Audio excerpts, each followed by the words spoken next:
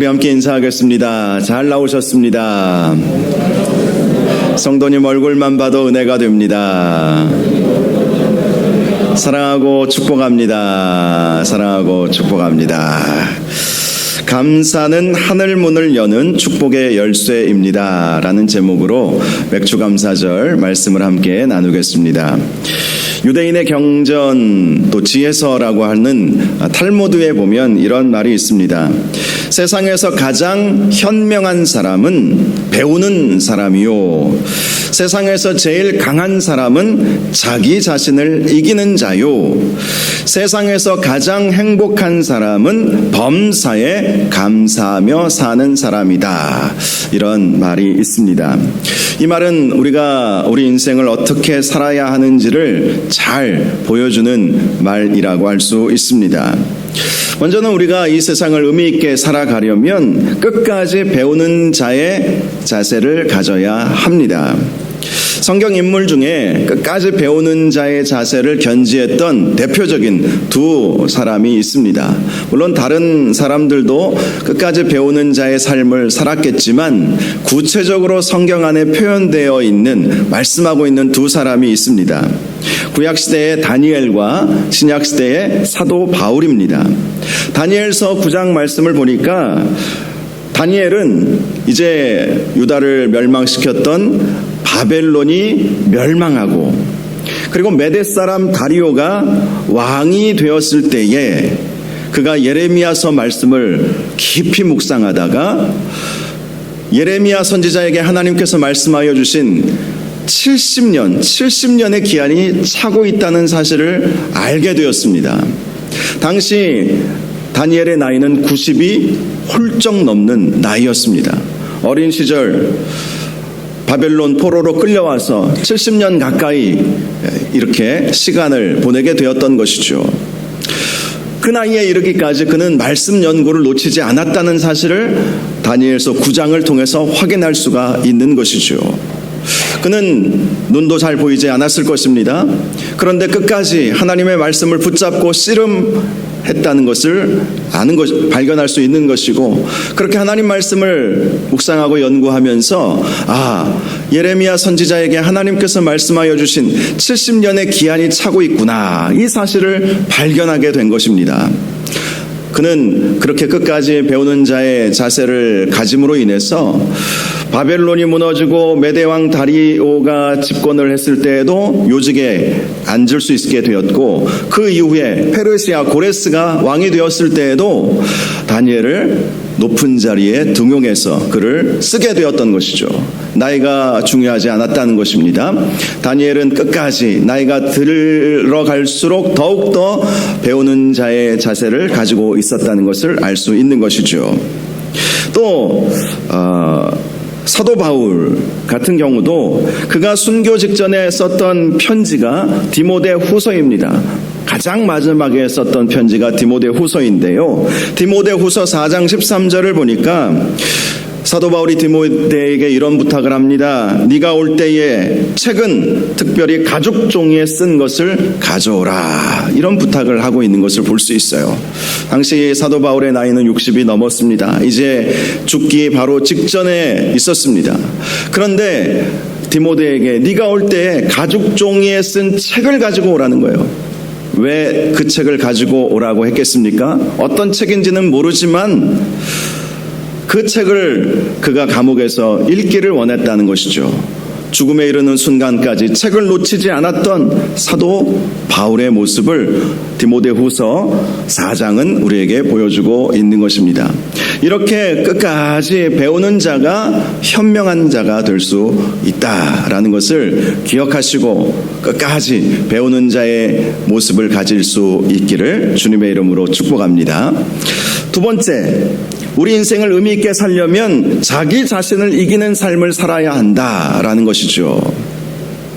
사실 우리는 하나님의 자녀가 되었어도 늘 죄와 싸우는 삶을 살 수밖에 없습니다. 우리의 죄성이 여전히 남아있기 때문에 이 죄성의 문제와 우리는 싸워야 합니다. 사도 바울은 이방인의 사도가 되었어도 선을 행하기를 원하는 자신에게 악이 함께 있다는 사실 때문에 괴로워했습니다. 자신의 마음은 하나님의 법을 지키고 싶지만 육신으로는 죄의 법을 섬기고 있는 연약함이 자기에게 있음을 고백한 것이죠. 그렇습니다. 우리는 우리 안에 있는 죄성, 우리의 연약한 부분들, 모난 부분들이 있음을 기억하고 자기 자신과 싸워서 이길 수 있어야 하는 것입니다. 그러기 위해서는 항상 깨어 기도해야 할 것입니다. 그래야 자신의 잘못된 욕망, 불안정한 감정, 건강하지 못한 습관들을 이길 수 있기 때문인 것이죠. 자기 자신과 싸워서 이길 때에 그 사람이 진정으로 강한 자다. 이 사실을 꼭 기억하시기를 바랍니다. 또 하나 우리가 행복하고 의미 있는 인생을 살기 위해서는 범사에 감사할 줄 알아야 한다라는 것입니다. 범사에 감사한다. 즐겁고 기쁜 일이 있을 때 감사하는 것은 누구나 하지 말라고 해도 할 수 있는 감사입니다. 그런데 진짜 감사는 어려운 환경 속에서도 하나님께 감사할 수 있는 거예요.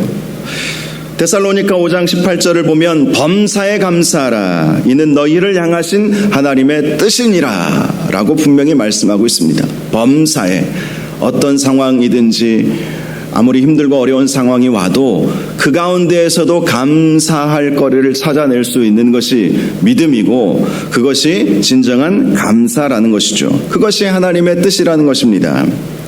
오늘은 맥추감사절로 지키는 날입니다. 맥추감사절은 이스라엘의 맥추절에서 유래한 절기입니다. 이스라엘 백성에게 있어서 맥추절은 미래 수확을 하나님 앞에 감사하는 절기였고요. 또 보리의 수확을 시작할 수 있게 하심을 감사하는 이 두 가지 의미를 가지고 있었습니다. 그동안 하나님의 은혜를 주셔서 밀농사를 다 마무리하고 미래 추수를 다 마무리하게 하신 것을 하나님 앞에 감사했으며 이제 보리를 심은 것이 이제 수확기를 맞이하여서 보리를 추수할 수 있도록 하신 것에 감사해서 보리의 추수 첫 열매를 하나님 앞에 올려드리며 감사했던 절기가 바로 이 맥추절이었죠.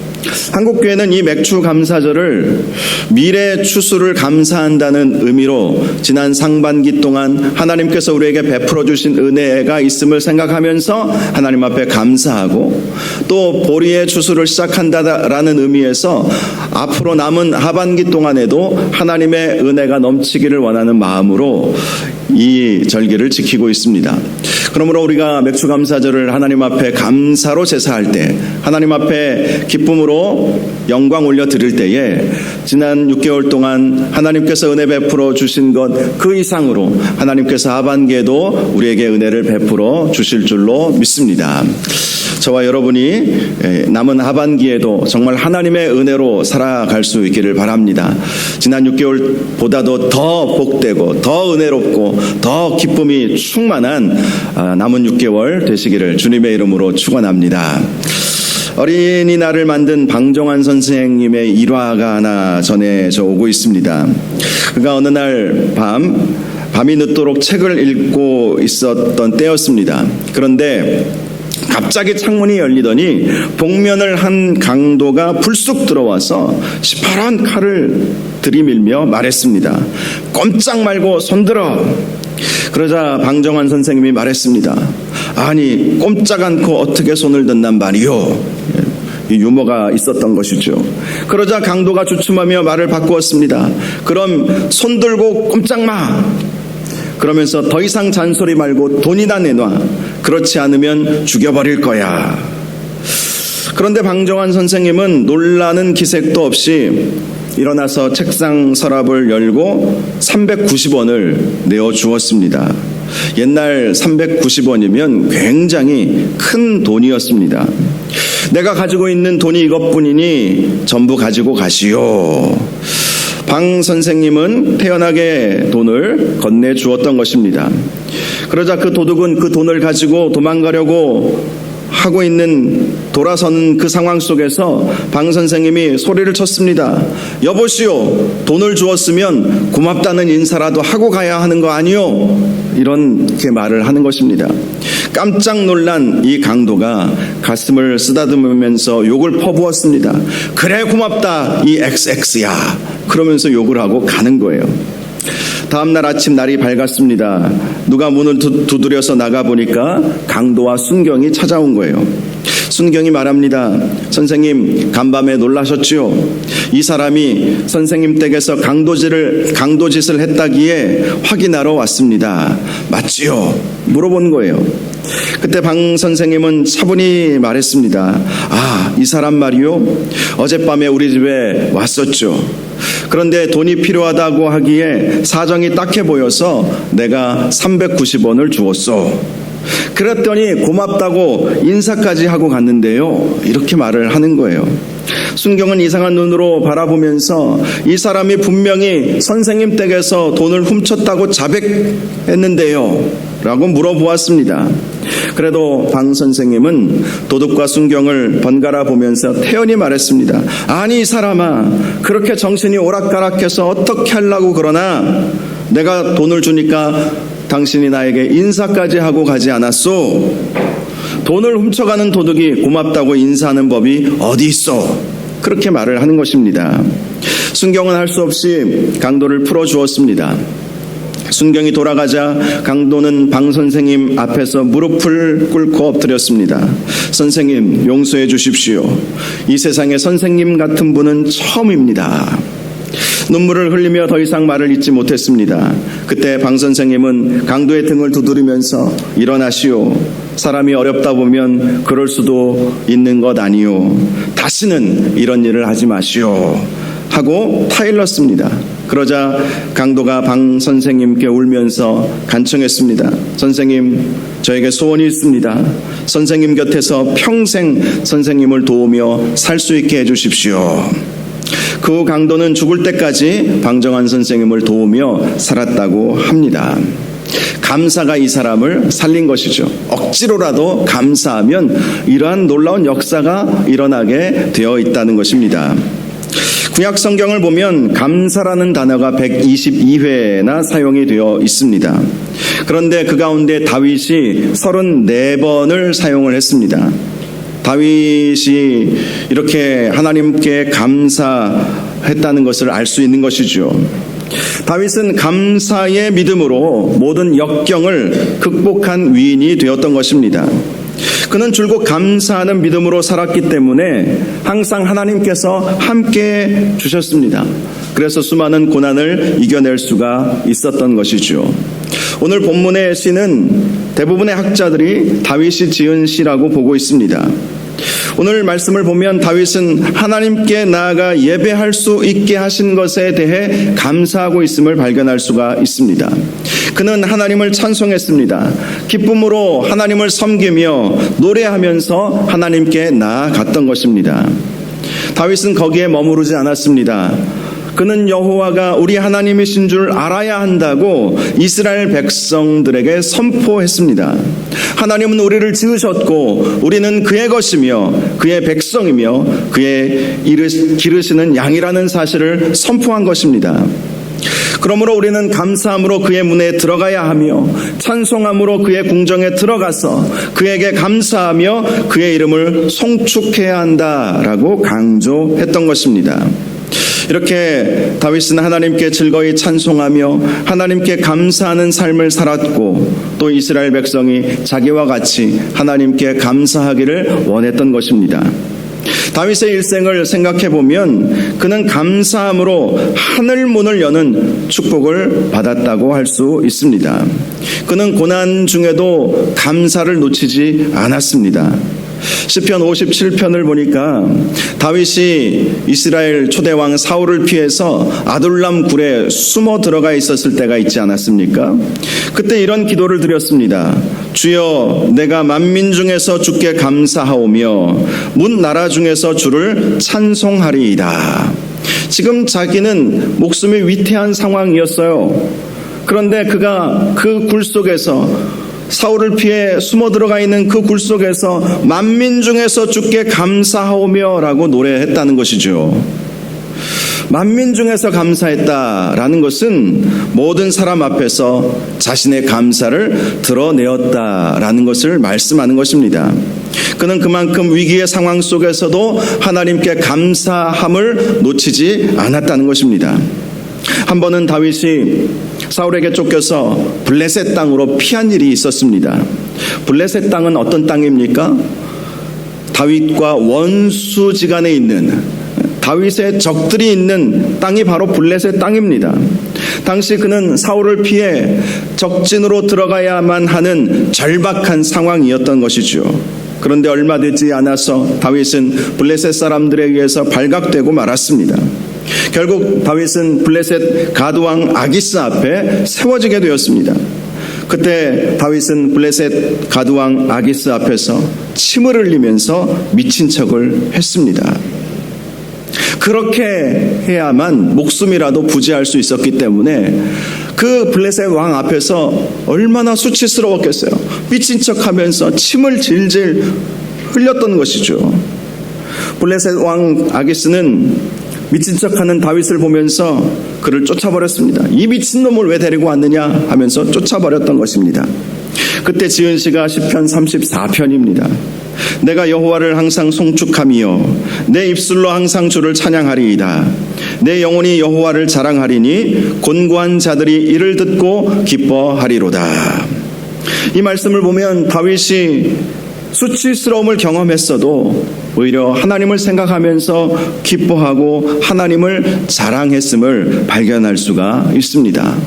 아무리 위기의 상황이라 할지라도, 아무리 수치스러운 상황이라 할지라도 그는 감사를 놓치지 않았다는 거예요. 다윗의 말년에는 그의 아들 압살롬이 반역을 일으킨 일도 있었습니다. 그때 지은 시가 시편 3편입니다. 시편 3편 1절을 보면 자신의 대적이 너무나도 많다라고 하면서 하나님 앞에 간절히 호소했습니다. 다윗을 반역한 것은 그의 아들 압살롬만이 아니었다는 것이죠. 실제로 다윗을 반역한 사람들은 당시 다윗의 책사였던 아히도벨도 있었고요. 다윗의 조카인 아마사도 다윗을 반역했습니다. 또 헤브론 지역의 귀족들도 다윗을 반역했어요. 헤브론은 본래 다윗이 이 남쪽 이 헤브론의 지도자로 처음 세워졌던 곳이 바로 이 헤브론입니다. 처음 그들의 섬김을 받았고 그 헤브론 사람들은 다윗을 자신들의 지도자로 처음으로 인정해 주었는데 압살롬이 반역을 일으키자 그 반역에 동조했던 것이죠. 그 외에도 수많은 이스라엘 백성들이 다윗을 반역했던 것입니다. 그런데 그런 상황 속에서 다윗은 이렇게 고백합니다. 천만인이 나를 애워싸 진친다 하여도 나는 두려워하지 아니하리이다. 어떻게 다윗이 두려워하지 않을 수 있었겠습니까? 8절에 보니까 이렇게 말씀합니다. 구원은 여호와께 있사오니 주의 복을 주의 백성에게 내리소서. 하나님은 구원의 하나님이시고 하나님의 백성은 하나님께서 지키신다는 굳은 믿음이 있었기 때문에 아들 압살롬이 반역을 하고 그의 책사가 반역을 하고 헤브론 귀족들이 반역을 하고 그의 조카가 반역을 해도 그는 두려워하지 않았다는 것입니다. 오히려 그런 상황 속에서도 하나님께 감사하고 하나님을 찬양했던 것입니다. 다윗은 하나님께 자신만 감사하는 삶을 살았던 것이 아니라 이스라엘 백성에게도 감사의 삶을 살게 했습니다. 역대상 16장 8절 말씀을 보면 다윗이 이스라엘의 왕이 되고 언약궤를 예루살렘으로 가져오면서 이스라엘 백성을 향하여 이렇게 선포했습니다. 너희는 여호와께 감사하며 그의 이름을 불러 아뢰며 그가 행한 일을 만민 중에 알릴지어다. 온 이스라엘 백성이 하나님께 감사하도록 그렇게 촉구했던 것이죠. 하나님께 감사할 때만이 그것이 살 길이라는 것을 그는 경험했기에 이제 나라가 이제 사울이 이제 무너지고 다윗이 왕이 되어서 예루살렘의 수도를 정하고 이제 나라가 본격적으로 시작되어야 할 그때에 언약궤를 모셔오고 다윗이 온 백성들에게 선포했던 핵심 메시지가 너희는 여호와께 감사하라라는 것이었다라는 것입니다. 결국 다윗의 이러한 선포로 인해서 다윗 시대에 이스라엘은 최대의 강대국이 될 수 있게 되었던 것입니다. 다윗은 예루살렘의 언약궤만 모셔온 것이 아니라 예루살렘의 성전을 짓고자 했지요. 그는 자신은 백향목궁에 살고 있는데 하나님의 언약궤는 여전히 휘장 안에 있다는 사실을 안타까워했습니다. 사무엘하 7장을 보니까 그가 성전 짓기를 원했던 때가 언제인지 말씀해 주고 있습니다. 예루살렘 궁 안에 평안히 살게 하신 때 하나님께서 자신에게 은혜 주셔서 이 예루살렘 궁 안에 평안히 살게 하셨던 때에 성전을 건축해야 되겠다라는 생각을 하게 되었던 것입니다. 하나님의 은혜를 누리며 감사할 때에 그는 하나님께서 자신에게 주신 은혜가 있음을 잊지 않았다는 것이죠. 그래서 자신은 백향목궁에 살고 있는데 하나님의 언약궤는 여전히 천막 안에 있다는 사실로 인해서 괴로워하고 성전을 지어서 하나님께 드려야 되겠다 이렇게 생각을 했던 것입니다. 감사의 상황을 잊지 않았던 것, 하나님께서 은혜 베풀어 주신 것을 잊지 않았던 다윗의 모습을 보여주는 것이죠. 하나님은 그러한 다윗을 향하여 내가 좋도다 이렇게 말씀을 해주셨습니다. 그 마음이 너무나도 좋으셨던 것이죠. 이렇게 다윗은 감사의 삶을 살아감으로 위기의 순간을 벗어날 수 있게 되었고 나라는 부강한 나라로 만들 수 있게 되었으며 또 성전을 올려드리려고 하는 그 마음 때문에 하나님은 다윗과 다윗의 후손에게 복이 임할 수 있도록 약속해 주시기도 하셨던 것입니다. 이렇게 감사는 위기를 벗어나게 하는 힘이 있습니다. 또 우리를 강하게 하고 우리에게 은혜를 더 넘치게 하는 그러한 능력이 있는 것입니다. 또한 우리 자신뿐만 아니라 우리의 자녀에게까지도 하나님의 은혜의 복이 흘러 넘치게 하는 신비한 능력이 이 감사 가운데 있다는 것이죠. 어떤 시인이 감사에 대해 이런 시를 썼습니다. 감사하면 마음이 유쾌해집니다. 감사하면 몸이 가벼워집니다. 감사하면 은혜가 흘러 들어옵니다. 감사하면 적절한 환경이 조성됩니다. 감사하면 사람들이 좋아합니다. 감사하면 사랑과 능력이 생깁니다. 감사하면 건강해집니다. 감사하면 무조건 좋습니다. 저는 이 마지막 말이 참 와닿더라고요. 감사하면 무조건 좋습니다. 그렇습니다. 감사하면 좋은 일만 가득하게 되는 것이죠. 이것이 감사의 능력이며 신비인 것입니다. 군종 장교 출신으로 2차 세계대전에 참전했던 멀린 캐러더스 목사님이란 분이 계신데요.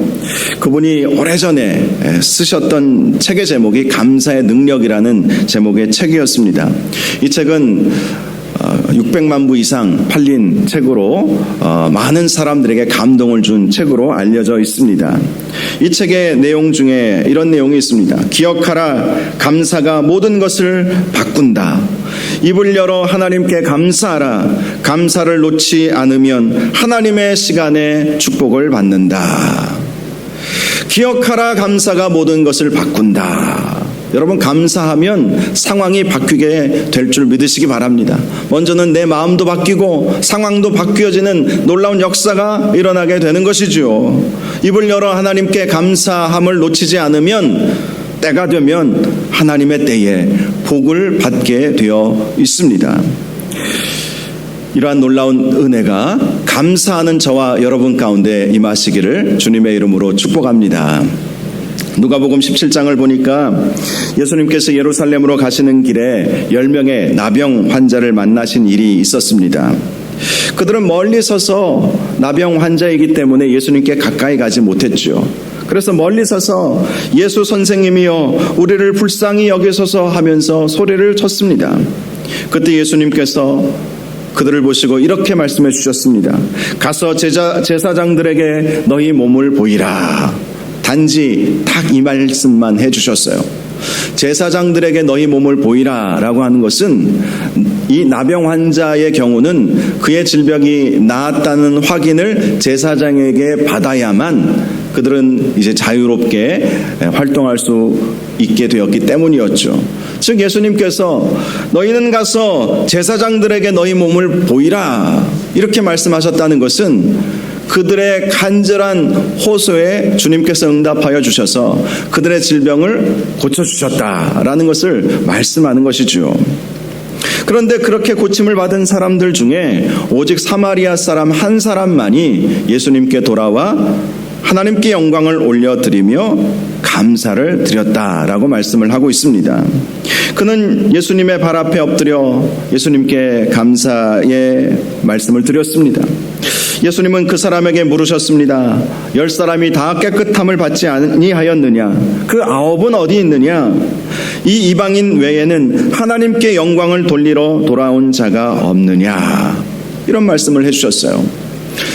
예수님의 이 말씀을 통해서 예수님은 10명의 나병 환자가 고침을 받고 그 10명이 주님께로 와서 적어도 감사의 인사 정도는 할 줄 기대하고 계셨다는 것이죠. 그것을 우리는 알 수 있습니다.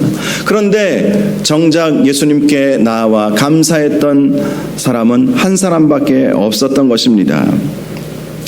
예수님은 그 사마리아 사람에게 이렇게 말씀해 주셨습니다. 일어나 가라. 내 믿음이 너를 구원하였느니라. 여러분, 질병이라고 하는 것은 한번 나았다고 그것이 영원한 치유라고 말할 수는 없지 않습니까? 그런데 예수님은 감사할 줄 알았던 이 사마리아 사람에게는 그의 질병의 치유뿐만 아니라 영혼의 구원까지도 선물로 허락하여 주셨다는 것을 알 수 있죠. 구원이라고 하는 것은 여러분 믿음으로 받는 것이지 않습니까?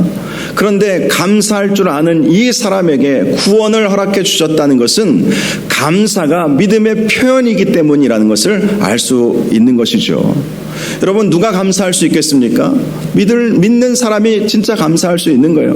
다윗이 아무리 힘들고 어려운 상황에 있었을지라도 감사할 수 있었던 것은 그에게 믿음이 있었기 때문에 감사할 수 있었던 것이죠.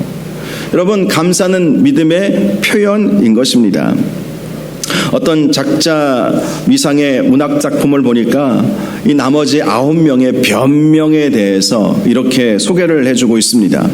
첫 번째 사람은 병이 나은 것 같기는 한데 확신할 수 없으니까 의사에게 가서 정밀 검사를 해보고 나서 감사하려고 했다라고 그렇게 했다는 거예요. 뭐 실제로 있었는지는 모르겠지만 그렇게 문학작품에 표현이 되어 있습니다.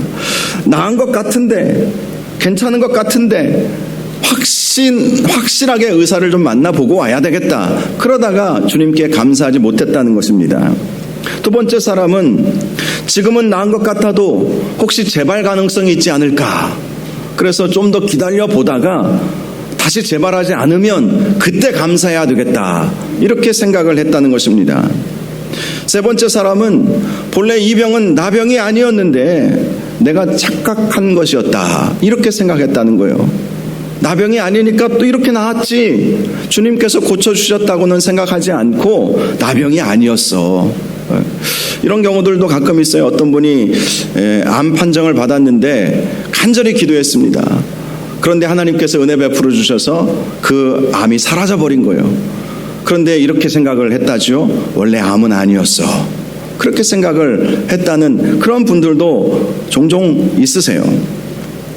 이 병은 나병이 아니었는데 의사가 오진한 거였고 시간이 지나니까 나은 거야. 그런데 주님께 가서, 예수님께 가서 감사할 필요가 있나? 이렇게 생각을 했다는 것이죠. 다섯 번째 사람은 나의 나병으로 인해서 그동안 격리되어 있었기에 그동안 하지 못한 일이 너무나 많아서 그것들을 처리하느라 주님께 가지 못했다. 이렇게 변명을 하더랍니다. 여섯 번째 사람은 병에 걸리기 전에 같이 살던 가족의 안부가 궁금해서 가족들을 먼저 만나야 되겠다. 예수님보다 가족이 먼저지 않는가, 가정이 중요하지 않는가 하면서 가족들을 만나야 했기에 주님께 가지 못했다는 것입니다. 7번째 사람은 예수님이 특별히 해준 것도 없는데 뭘 만나야 한다고 하느냐라고 반문하는 사람도 있었다는 거예요. 예수님이 직접 안수해 준 것도 없고 뭐 기도해 준 것도 없고 제사장에게 가서 네 몸을 보이라 이 한마디밖에 해준 것이 없는데 주님이 해준 게 뭐가 있다고 주님을 찾아가느냐, 이렇게 생각을 했다는 것이죠. 8번째 사람은 다른 유명한 랍비들이나 주술사들도 이 정도는 할 수 있는 것 아니냐, 그렇게 단순히 생각하고 넘겨버렸다는 것입니다. 마지막 9번째 사람은 지금 이 모습 이대로는 갈 수 없잖아, 집에 가서 목욕하고 새 옷 갈아입고 그렇게 잘 준비한 다음 가야지, 이렇게 생각을 하다가 시간을 놓쳤다라는 것입니다. 이런 9명의 생각은 많은 사람들이 하나님께서 베풀어 주신 은혜에 대해서 생각하는 그런 생각이기도 합니다. 그러나 우리는 항상 기억해야 합니다. 우리는 예수 그리스도의 은혜로 구원을 받았다는 사실, 우리는 그 은혜로 지금도 살아가야 하고 앞으로도 그 은혜로 살아가야 한다는 사실을 결코 잊어서는 안 될 것입니다. 우리의 삶은 주님의 은혜를 늘 생각하면서 항상 감사를 놓치지 말아야 한다는 것입니다. 감사를 놓치지 아니하면 하나님은 우리 인생에서 하늘문이 열리는 기적과 축복을 부어 주실 것입니다. 하나님은 범사에 감사하는 자들에게 놀라운 복을 예비해 놓으셨다는 사실을 꼭 기억하시고 항상 감사하시기를 주님의 이름으로 축복합니다. 영국의 청교도들이 신앙의 박해를 피해서 메이플라워를 타고 미국에 도착했을 때의 일입니다. 그들은 미지의 땅 북아메리카 대륙에 도착하여서 먹고 살아야 했기에 농사를 짓기 시작했습니다. 그러나 그 땅의 토양은 영국 땅의 토양과는 완전히 달랐습니다. 심지어 기후도 달랐습니다. 그래서 농사를 지었어도 매년 흉작인 거예요. 결국 몇 년이 지나자 메이플라워 호를 타고 미국 땅에 도착한 많은 사람들이 굶어 죽고 병들어 죽는 일들이 발생하게 되었습니다. 제대로 먹지를 못하니까 또 그 지역에 풍토병들이 있지 않았겠어요. 그러한 질병에 걸려서 많은 사람들이 죽게 되었던 것입니다. 그래서 그들은 이 문제를 해결하기 위해서 금식 기도를 선포하고 간절히 하나님께 기도하기 시작했습니다.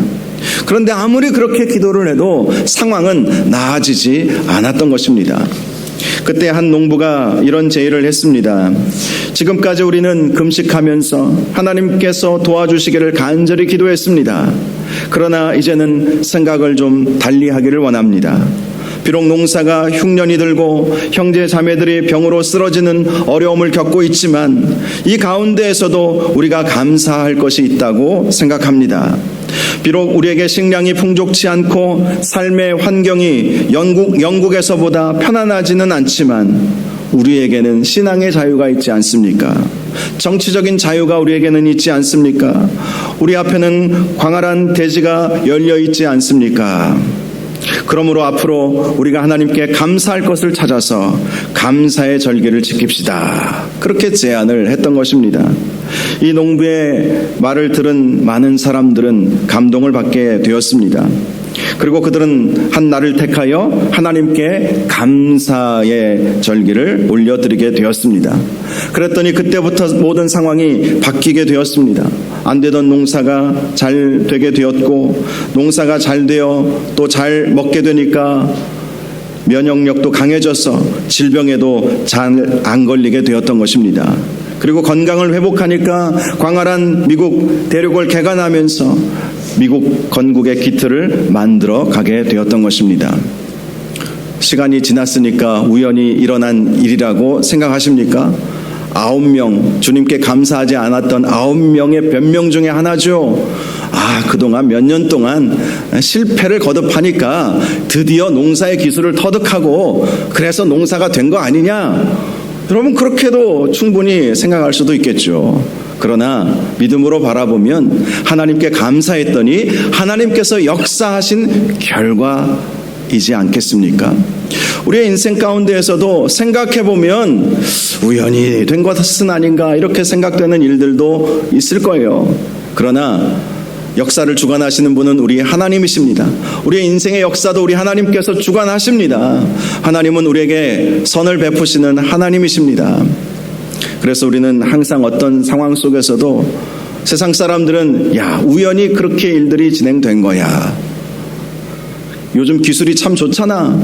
의술도 좋고 기술도 좋고 사회도 그만큼 좋아졌잖아. 그러니까 자연스럽게 그렇게 된 것이지 라고 세상 사람들이 말한다 할지라도 저나 여러분은 모든 것이 하나님의 은혜입니다. 이렇게 고백할 수 있기를 바랍니다. 오늘 본문 말씀을 한 번 더 보겠습니다. 온 땅이여 여호와께 즐거운 찬송을 부를지어다. 사랑하는 여러분, 하나님께 즐거운 찬송을 날마다 올려드릴 수 있기를 바랍니다. 기쁨으로 여호와를 섬기며 노래하면서 그의 앞에 나아갈지어다. 기쁨으로 우리 주님을 섬기시기를 바랍니다. 주님을 섬긴다는 것, 또 주님의 몸된 교회를 섬긴다는 것, 때로는 버거울 때도 있고 화날 때도 있고 짜증날 때도 있고 힘들 때도 있습니다. 그러나 기쁨을 놓치지 마시기를 바랍니다. 노래하면서 기쁨으로 주님 앞에 나아가시기를 바랍니다. 여호와가 우리 하나님이신 줄 너희는 알지어다. 그는 우리를 지으시니요 우리는 그의 것이요 그의 백성이요 그의 기르시는 양이로다.